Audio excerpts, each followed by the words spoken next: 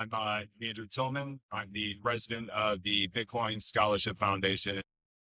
We'll be talking a little bit about what we're doing at the Bitcoin Scholarship Foundation and what's next in the future. Let me start first by saying that we are attempting to break the cycle of poverty using Bitcoin as well as education. I want to start with, fundamentally some of the issues with children living in poverty. Statistically, in 2024, there was 10.35 million children living in poverty in the United States, roughly 14.3% of the children in the United States. Of those children, another statistic is there's 2.4 times more likely violent offenses on those children. There's an 18 times higher likelihood that they'll commit suicide. And there's a 20 times more likelihood that they will be incarcerated as juveniles. So really the story started when I was, living as a young adult in Ohio. I grew up in the Midwest. I spent a lot of time in a city called Lima, Ohio. And I got to know a lot of the children in that city through the YMCA, and kind of hit me as a Bitcoiner at that time. This is maybe 4 years ago now. I just kind of like question, how do you break this system of the poverty class when there is fundamentally, this erosion of the currency that they're being paid in, or just, living off of government subsidy. In the Midwest specifically, there's, hollowing out of the manufacturing base. And that's fundamentally kind of the issue in that city in Lima, Ohio. Yeah, at the time I was thinking about this, it breaks down into two things, in my opinion. It's education and it's opportunity. And the opportunity was completely, removed from them, not by their fault, but, because the manufacturing base of America was outsourced to cheaper labor markets, and everybody in this room is familiar with, essentially having the reserve currency status. We have an uncompetitive labor market in the United States, and, those jobs are not coming back. So the idea was like, how do you give them opportunity if you can't get the jobs back into these areas? And to me, the best form of opportunity is Bitcoin. And so what we did is we structured a program for children living in poverty that provides a curriculum for essentially all things financial literacy from ages 5 to 18. It gives each child in that program $500 in Bitcoin, time locked until the age of 25. So this is conditionally theirs at the age of 25, as long as they complete the financial literacy program and they do not have a felony offense on their record. So it's a two-part incentive. It's learn about this information that will help you as a young adult, all things financial literacy, and do not get in trouble. But the unique thing about this model is we're partnering with Unchained on this, and each child will have $500 in Bitcoin as soon as they enter the program. They'll have access to that Bitcoin as far as visibly watching it on a price basis. They cannot move it, they can't trade it, they can't sell it, but they're almost forced into this passive skin in the game exposure to Bitcoin. So when Bitcoin goes up and they're euphoric, or when Bitcoin goes down and they're terrified, that emotional attachment, the skin in the game element of this program fundamentally gets them to ask questions in their head. Why is my Bitcoin going up? Why is it going down? And all the while, we're providing financial literacy education for each of these kids. And so they have an emotional reason to why do I care about this? Something that it is very foreign to a lot of Americans, but especially very foreign to a lot of kids that are living in poverty. Why should I care? Right? They struggle in school systems. Why should I care about financial literacy? Well, if you own an asset and this asset is appreciating tremendously over time, you'll care. And so that information will stick. This is part of the psychological element of this. And beyond that, Bitcoin is the greatest opportunity for them. So as a 5-year-old takes in $500 into their sub vault and they, grow up 20 years later, if you have a compounding growth rate of Bitcoin at like 30% year over year, you're talking about $95,000 USD at 25 years old, which, of course you have to adjust for inflation, but the idea here is it's a start to their life. It's a start to get out of their situation, which is some of the worst situations in the United States. So they can pay off debt. They can put a down payment on a house. They can, go to school, if they would like, they could start a business. And in the very worst case, if the child learns nothing, at the very end of this, if they decide to just spend all of that capital, they convert the Bitcoin to USD, they blow it into, whatever it is, at least that is most likely being spent into an economy that does not have economic stability. So you have a little bit of like flourishment, economically speaking, for the business owners in that area. So at the end of the day, it's a win-win-win, in our opinion. And then currently what we have done, I live in Chicago, and in Chicago, we have two different pilots. We have a pilot in the All Gardens, thanks to a very powerful Bitcoiner named Tobias Shepard, who is also on his own path to starting a Bitcoin community reserve out in the All Gardens, which is an interesting story all in itself. But we also have another partnership in the west side of Chicago in the Austin neighborhoods. These neighborhoods are very rough. These are bad places to grow up. And we have 2,300 children that we can service immediately. We will. So, what is the long-term impact of this? The idea here is what we want to accomplish is a federated model. We'll pilot this in Chicago. We will build out the educational template for all these children. It's 168 different lessons, the massive curriculum.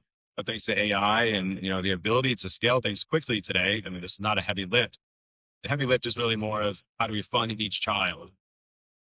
Once we get through the foundational build out, which is coming, this is a very, very new nonprofit. We intend to give this to everybody that is willing to do it. If there's a motivated group of Bitcoiners and they want to take this on, and they have children in their communities that want to be serviced, and almost every single child I've ever encountered in family that I've encountered that lives in poverty deeply, deeply wants this program. They may not understand Bitcoin, but the underlying thing here is it's hope. They've had generations of families that have been serviced by the government through different government programs, and nothing has gotten better. And so when you come in and you are telling them about Bitcoin, they may not understand it, but you tell them, hey, this is a chance to gain back your sovereignty as a community, as an individual. The problems that you're facing today, some of them are not your fault. They are a byproduct of a broken monetary system. They may not understand that, but they definitely understand you're giving them a solution, and they're happy to learn more about it.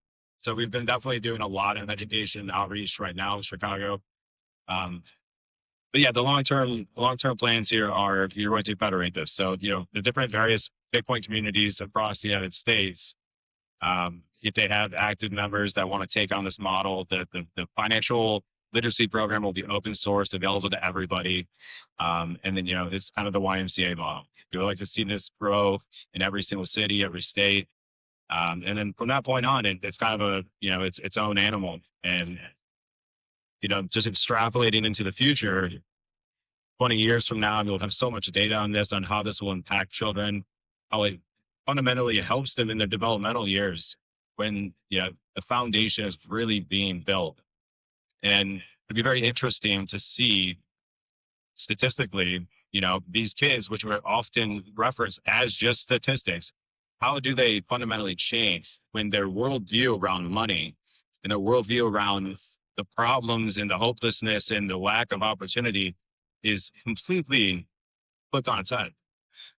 And each child and hundreds of children in each school system or a group, whether it's a church or school system, a community, you'll have hundreds of children unlocking capital every single year throughout the year.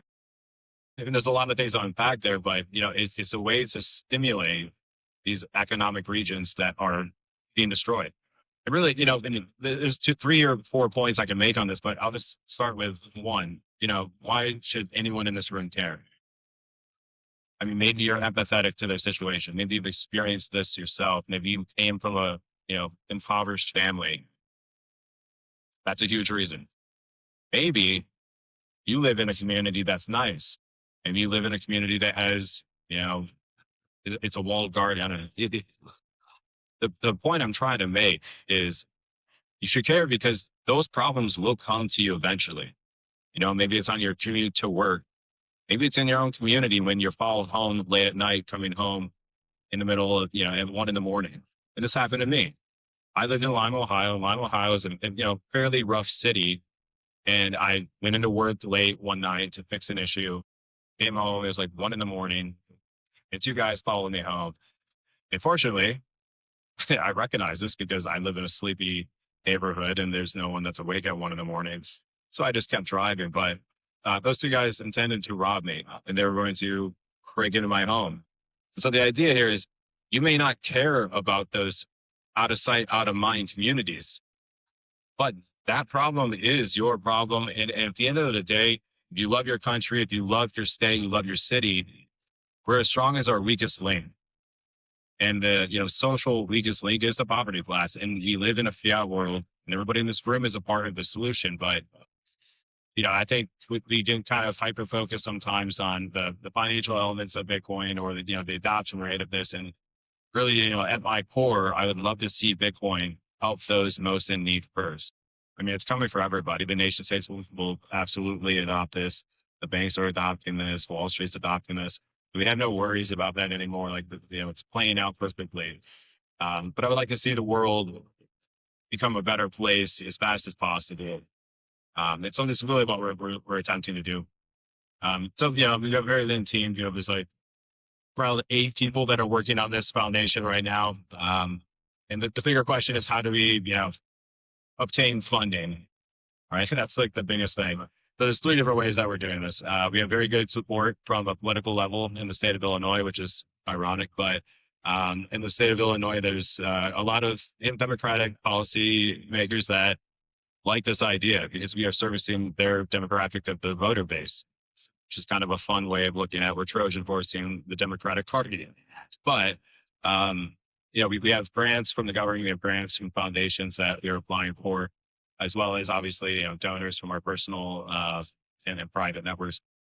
The other thing that we are doing is we are actually donating 10% of our own proceeds from one of our businesses that the founders of this nonprofit collectively own, which is the Midwest Bitcoin Summit. 10% of the proceeds of our own conference will be going to this as well. And it's just an aim to just continue to contribute and pay forward to the future generations. I think I just want to leave with this remark, which is, Bitcoin has saved my life. Bitcoin has saved my family's lives, saved hundreds of other people in my life because I am a relentless Bitcoiner. I never stop talking about it. I don't care if you like me or you don't like me. I will continuously talk about Bitcoin because we all need it. I think the point here is, I would like to see others be saved now that I am, comfortably safe financially. So this is the point, right? It's to build a better future, and the better future starts with the children, and some of the children that are in most in need are the poverty class. So thank you.